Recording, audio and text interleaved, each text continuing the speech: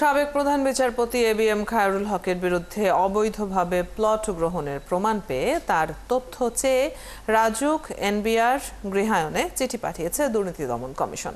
রাজুক এবং গৃহায়ন ও গণপূর্ত মন্ত্রণালয়ের অসাধু কর্মকর্তাদের সহযোগিতায় এই প্লটটি বিচারপতি থাকাকালীন এবিএম খায়রুল হকের নামে বরাদ্দ দেওয়া হয়েছিল।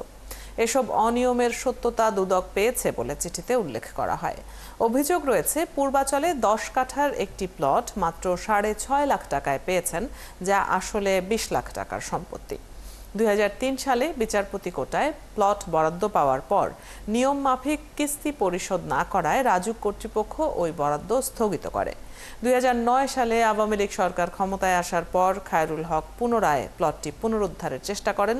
অভিযোগ রয়েছে, তিনি কোনো নিয়ম নীতি মানেননি এবং আওয়ামী লীগ সরকারের প্রভাবে কিস্তি ও সুদ পরিশোধ না করেই প্লটটি গ্রহণ করেন।